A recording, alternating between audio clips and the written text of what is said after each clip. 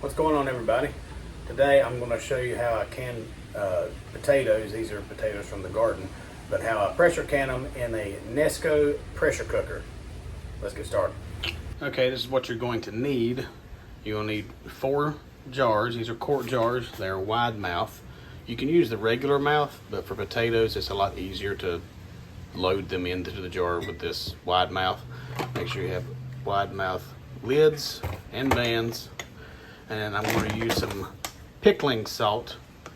It's just, there's no iodine in it, so this makes your liquid clear. Cutting board to cut it on. Obviously you need the Nesco pressure canner. You're going to need one of these to grab these hot jars when you're done. If you don't have one of those, just a canning jar grabber. I don't know what the technical name is. And of course, potatoes. Before you get started with your jars, you want to rinse them out and clean them. You're going to be pressure canning them. So pressure canning is getting up to like 240 degrees. So I try to get them pretty clean, but I don't scrub them. I mean, if you want to, you can run through the dishwasher. You can do them in the boiling water for 10 minutes, but they're going to be sanitized because they're going to be pressure cooked for 40 minutes. So clean your jars out first. I always do that. What you want to do before you even really get started washing and cutting and all that, you want to get some water boiling, or at least close to boiling, because you want to add that hot water to the jars of potatoes. So I'll go ahead and do that now. And I found if I'm doing 4 jars, if I fill up 2 quart jars of filtered water, then that's usually enough water for all of it. You can do more if you need to, but if you do any less, then you're going to have to add, just regular hot water. But I always try to do filtered water, and you want it, boiling or close to boiling when you add it to the potatoes. So let's get some water. Okay, I use my gravity-fed water filter. No, I'm not adding any liquor to it. I'm gonna get 2 quarts, add it to the pot. I got this on InfoWarsStore.com. All right, 1 quart.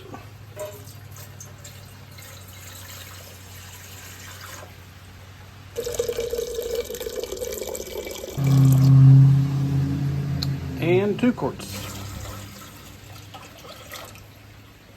And what I'll do is I'll cut this on about a medium to medium-ish high heat for a little bit, and then when I get closer to the end of cutting of the potatoes, I'll turn the heat up to try and get it real hot. All right, we're just gonna dump some of these in the sink. Well, place them in the sink.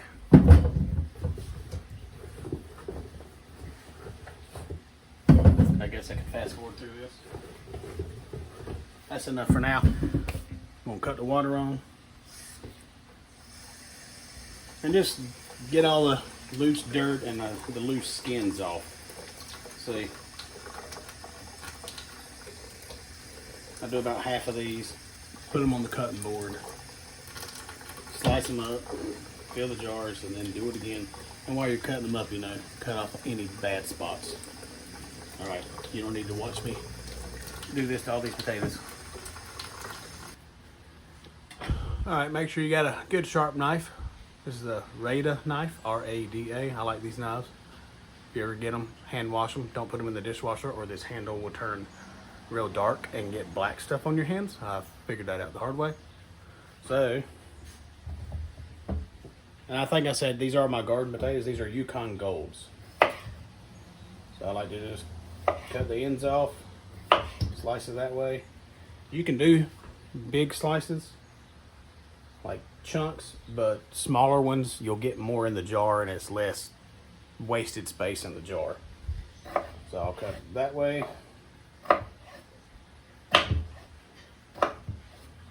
There we go.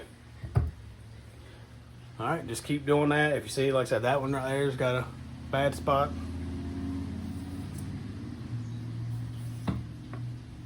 I always cut the bad off.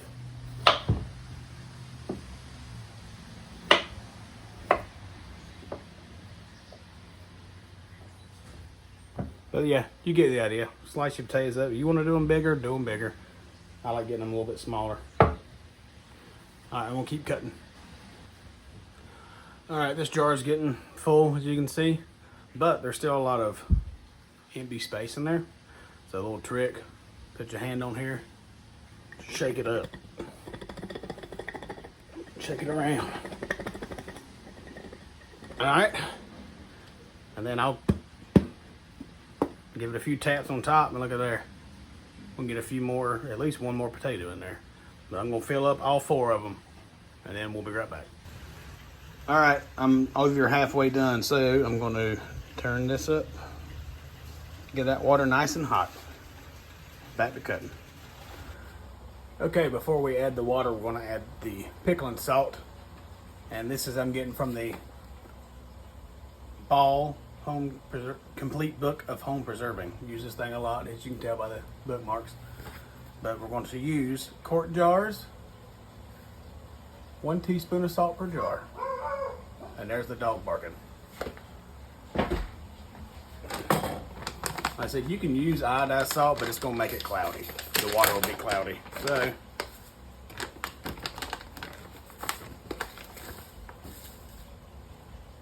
one teaspoon to each one. All right, now we're going to add the hot water. Something I figured out the other day, I'll put the pot of hot water right here, but there's a bunch of starch on here from those potatoes from cutting them up. And when I cleaned it later, it was real gummy on the bottom of the pot because the heat from the boiling water pot like cooked those starches to the bottom of the pot, and it took a while to clean it. So I'm going to just try and wipe up all the starchiness before I set the pot here, so I don't have to do that again. There we go. I'm going to get the water.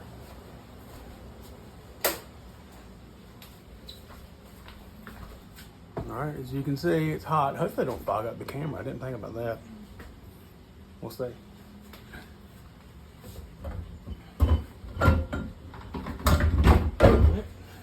Just start adding the water.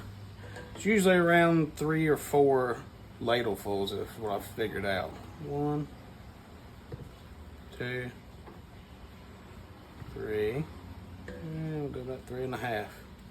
There we go. We'll do this to every one.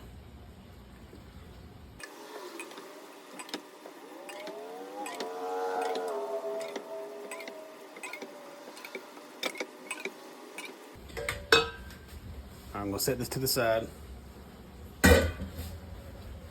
I don't think I had this in the beginning of the video, but you will need one of these. It's like in a canning kit you can get at Walmart. So we're going to use this to go down the sides and free up all the air bubbles in there. So I can't really tilt it because of the angle of the camera. But anyway, the water level's about right here. So we're going to go down the side, go down the side, go down the sides. And then if you notice, it's sunk more. It's going to be hard to tell, but there are little numbers on these little steps. So the middle one says, I think, 1/2 inch. So you can use it to figure out how low your water is. So get a little more water. We're going to go 1/2 inch and just pour it in there until the water touches the bottom of that. And that was perfect. All right, there's one. I'm going to do the rest. I'll fast forward through this.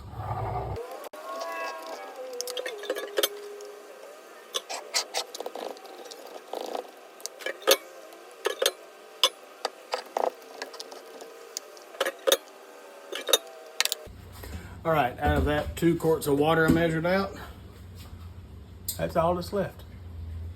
Hardly any waste.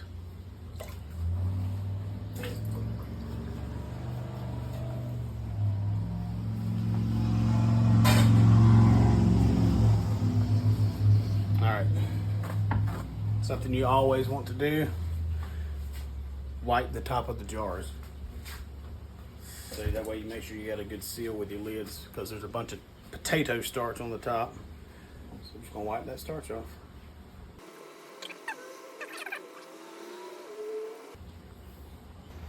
Okay, I got my lids here. Some people put them in hot water and let them sit, soften up the seal. I mean, I've done it. I've also not done it, and they've always sealed. So I am gonna turn on the sink and get that water nice and hot, and then just rinse them off, just in case there's any kind of debris, dust on them.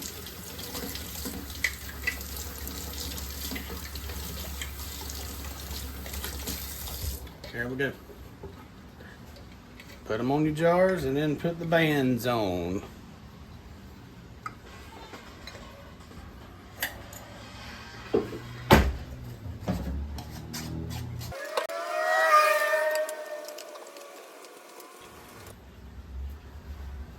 Okay, remember that this water was hot when we put it in here, so I'm gonna put the gloves on and then double check and make sure I get the lids on there and that they're lined up. I'm gonna get it snug. It don't have to be really tight. And then place them in the canner. I'm doing this off camera.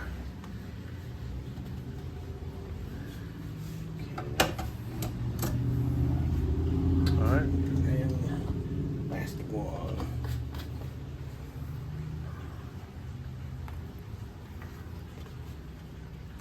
There we go.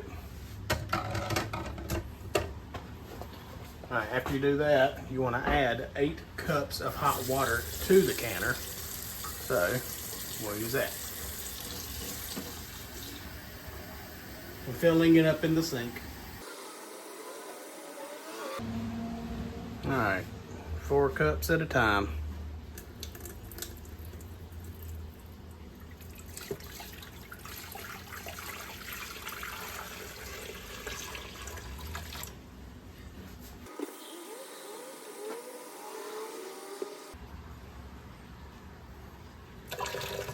Oh, spit a little bit.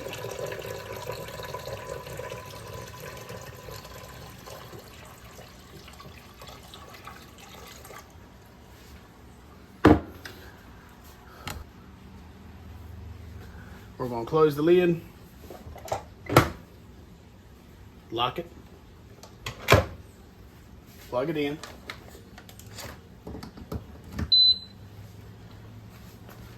Make sure the valve back here is set to exhaust. Let me just take this off. Make sure that it's set to exhaust, not airtight. We want exhaust first.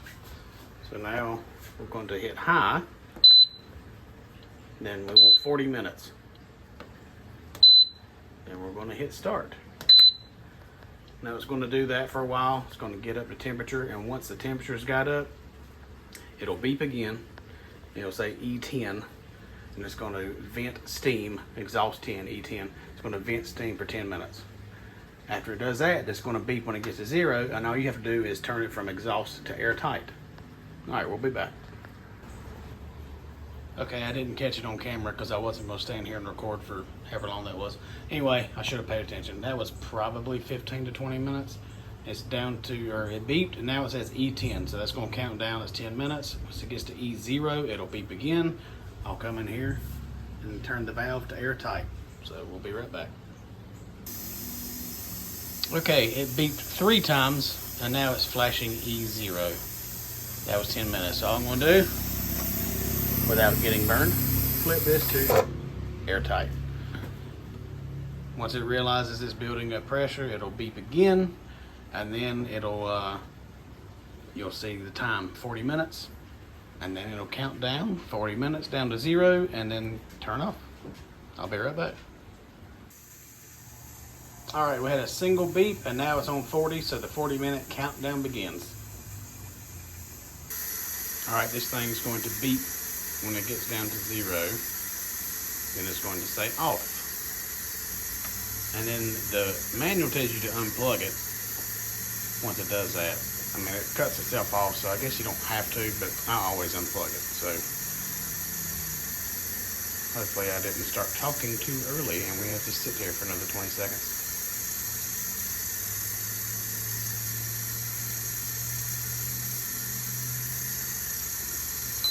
There we go. Off. So I'm going to unplug it. And it says to wait an hour.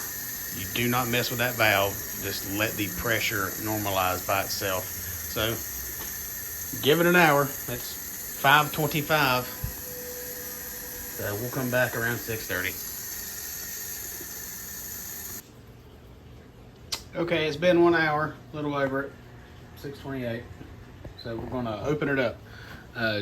Just to check, we'll turn this to exhaust, make sure no steam comes out. Seal airtight. All right, turn it and open. And it's still hot. There's just no pressure.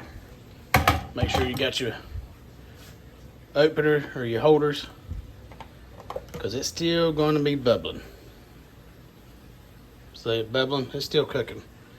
Set that on your cutting board. There we go. I'm going to get them all out, let them sit till they cool, take the bands off and label it and put it in the pantry. Hope you enjoyed.